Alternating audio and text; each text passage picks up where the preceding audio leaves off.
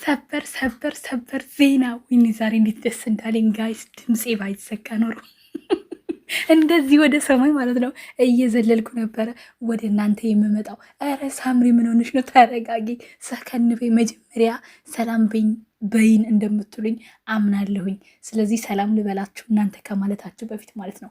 ሰላም ሰላም ሰላም፣ እንዴት ናችሁ? ውድና የተከበራችሁ በመላው ዓለም የምትኖሩ ኢትዮጵያውያን እንዲሁም ኤርትራውያን የቻናሌ ቤተሰቦች እንዴት ናችሁ? ደህና ናቸው ወይ? ሁሉ ሰላም፣ ሁሉ መልካም። እኔ ጋር ሁሉ ሰላም እግዚአብሔር ይመስገን። እናንተ ጋርም ሁሉ ሰላም፣ ሁሉ መልካም እንደሚሆን ተስፋ እያደረኩኝ ይህም ቪዲዮ ስጀምሩ እንደተለመደው ላይክ እና ሼር፣ ሰብስክራይብ በማድረግ ሰብስክራይብ ስታደርጉ የደውል ምልክቷን በመጫን ቤተሰብ ትሆኑ ዘንድ በአክብሮት እየጋበዝኩ የተሰማችሁን ሀሳብ አስተያየት እንግዲህ በሰበርና በትኩስ ዜና ወደ እናንተ መጥቻለሁ ማለት ነው። ሳምሪ ምንድን ነው ይዘሽልን የመጣሽው? በጠዋት ሰበር ዜና ምንድን ነው? ምን አስበሽ ነው? መቼም ጆሮአችን ጥሩ ነገር መስማት አቅቶታልና እስኪ ባክሽ ትኩሱን ነገር አብስሊን እንደምትሉኝ ተስፋ አደርጋለሁኝ። ሄሉ ቀጮ፣ ሄሉ ቅንጥሿ የት ልትገባና የት ኢንተርቪው ልትደረግ እንደሆነ አውቃቸዋል? አላወቃችሁም? በእርግጠኝነት እያያችሁ ቪዲዮውን ብቻ በቪዲዮ ተመስጣችሁ እንደወጣችሁ ነው የማምነው።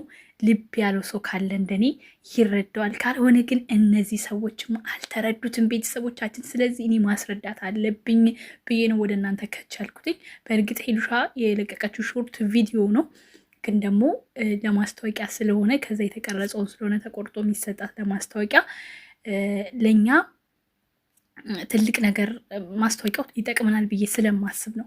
እና ውድ ቤተሰቦች አብዛኞቻችሁ የቪዲዮውን እንትን እንጂ ያያችሁት ኳስ መጫወቷን ምናምን እንጂ ያያችሁት ማስታወቂያውን እንዳላያችሁት አምናለሁኝ። እኔ ግን አስተዋይ ስለሆንኩ አያችሁ፣ አስተዋይ ከልቤ ስለማይ ማለት ነው ከልቤ ስለማይ የት ልትቀርብ እንደሆነ ስነግራችሁ ሰበር ዜናው ዋው እንደምትሉ አልጠራጠርም ማለት ነው። እሱም ኢቢኤስ ላይ ልትቀርብ ነው ሄሉሻ። ኢቢኤስ ነገ ማታ 2 ሰዓት ኢቢኤስ ላይ እንገናኝ ብላለች ማለት ነው። እንግዲህ ኢቢኤስ ላይ መቅረቧ ለእሷ በጣም ብዙ ቻንሶችን ይዞላት እንደሚመጣ አምናለሁኝ። 2018 እግዚአብሔር ሀገራችንን ሰላም አድርጎ የምትለወጭበትን ከፍ የምትይበትን የምር የኔ ጀግና፣ እኔ በኮንፊደንስሽ በተለይ ደግሞ በቃ አትበገሪም። እንደኔ ለወንድ የምትበገሩ ማይመቸኝ ሰው ሁሉ ነገራችሁን ወንድ የሚቆጣጠራችሁ ልጆች በጣም ነው ደሜን የሚያፈሩት። በቃ ሁሉ ነገሯ በራሷ ነው። ሁሉ ነገሯ እንኳን ወንድ ሊቆጣጠራ ቤተሰቦቿን በደንብ አድርጋ በቃ የያዘች ጀግና ሴት ናት። ከዩቲዩበሮች በጣም ማደንቃት ማለት ነው። የራሷን እንትን እያጎደለች ለቤተሰቦቿ የምትኖር ልጅ ስለሆነች ከዚህ በላይ እኔ ከፍ እንድትል ነው የምፈልገው። እውነቱ ስነግራችሁ ሁሉም ይደጉ፣ የማንም ለውጥና እድገት አያስከፋኝም።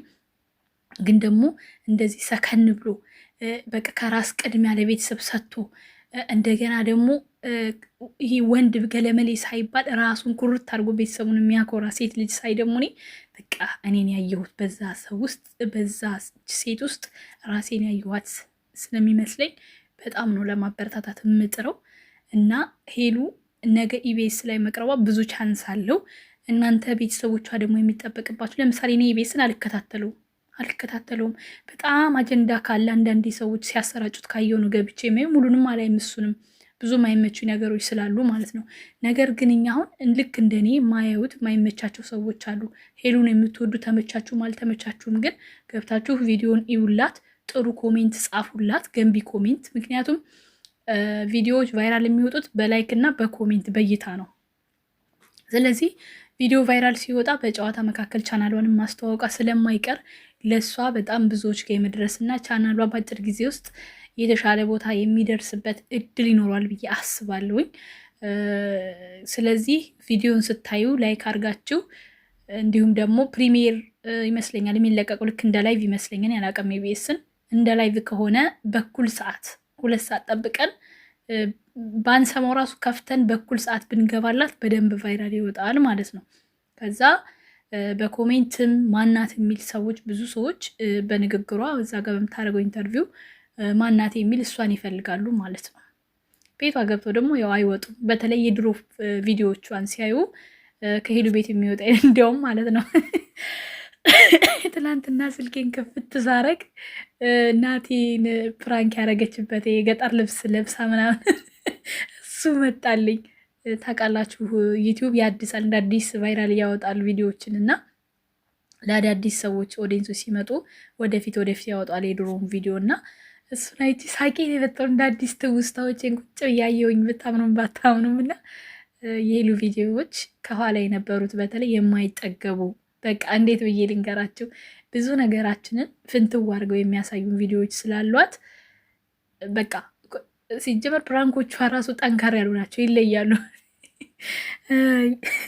ዩቲዩብ ከመክፈቷ በፊት ራሱ ናሂን እያሰቃየች ነው ወደ ዩቲዩብ የመጣችው። እሱን እያሰቃየችብን ዩቲዩብ ክፈትላት አልነው ናሂም ማለት ነው። ከዛ ናሂ ከፈተላት ማለት ነው።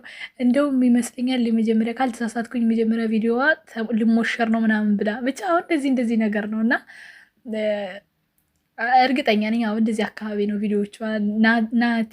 ናሂ አብዶ ምናምን እንደዚህ እቃቻ የሆነ በቃ የማይረሱ ብዙ ቪዲዮዎች አሏት እና አንዳንዴንም እየገባ ወደኋላ ያለውኝ እና ብዙዎቹ በእርግጠኝነት አዳዲስ ሲመጡ ከፊት ቫይራል ስለሚያወጣው እነሱን እያዩ ወደ ቤቷ ተመስጠው እንዲቀሩ ይጠቅማታል።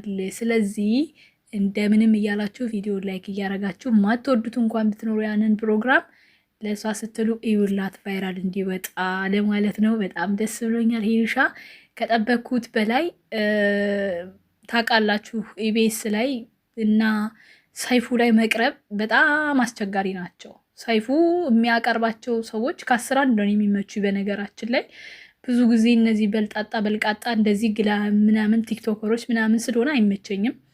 ፕሮግራሞቹን በደንብ አላይም፣ ግን ደግሞ በዛው ልክ አሉት አንዳንድ ቪዲዮዎች እና ቁም ነገር አዘል ያሉ ወጣቶችንም እያቀረብክ ብትቀጥል ጥሩ ነው። በዛው አድርሱልኝ ለሰይፉ ማለት ነው እና እንደዛ እነዚህም ደግሞ አርቲስቶች ምናምን ስለሚያቀርቡ እድሉ እንደዚህ ታገኛለች ብዬ አላሰብኩም ነበረ። ምክንያቱም ብዙ ዓመት አዲስ አበባ ውስጥ ቁጭ ብሎ እድሉን ያላገኘዋሉ። እሷ ግን ይህን እድል ስላገኘች በጣም ደስ ብሎኛል። የሚገርም ነው። የፈጣሪ ስራ ነው የሚሆነው። የሰው ልጅ ባሰበው ሳይሆን ፈጣሪ ባሰበው ነው እና ከዚህ በኋላም ብዙ ሚዲያዎች ላይ መቅረብ እንዳለብሽ ይሰማኛል ሄሉ። ምክንያቱም ቻናልሽን በደንብ ማንቀሳቀስና መስራት አለብሽ። በቃ ሚዲያ ብለሽ እስኪያስሹ ድረስ እድሉን ስታገኝ ወደኋላ ማለት የለብሽም። ከሃይማኖትሽ፣ ከማንነትሽ፣ ከቤተሰብሽ ከማያስወጣሽ ውጭ ከሆነ ሰላማዊ ቪዲዮዎች ከሆኑ እየሄድሽ ኢንተርቪው ብትደረጊ የአንቺ ጥንካሬ ብዙዎችን የሚያስተምር ይሆናል ብዬ ስለማስብ ሌሎችም እንዲለወጡበት አንቺም ደግሞ በቻናልሽ ተጠቃሚ እንድትሆኝ ስለሚያደርግሽ ኢንተርቪው መደረግሽን አትጥሪው። እኔ በነገራችን ላይ ኢንተርቪው በጣም ነው ደስ የሚለኝ። በተለይ የህይወት ታሪክ የሆነ ታሪክ ምናምን ቁጭ ብዬ የሆነ አንድ ሚዲያ ቀርብ ያለ ከዚህ በፊት ክህሎት ካወቃችሁት ማለት ነው እና 1 ሰዓት ብቻዬን ያወራሁት። የእሱ ደግሞ ይለያል። የእነሱ አሁን በኋላ ላይ የውሸት ምናምን ብር እየከፈሉ እያሰሯቸው የማይረባ ቪዲዮ እንትን ብለው ታሰሩ እንጂ በጣም አሪፍ ነበር አቀራረባቸው እና የሆነ ቪዲዮቸው ኢንተርቪው ስትደረጉ ማለት ነው ራሳችሁን አስተዋውቃችሁ ቪዲዮን የምትቀጥሉት። በመሀል ማንም አይገባባችሁም። ካሜራውን እሱ እንትን ያደርጋል፣ ማኔጅ ያደርጋል።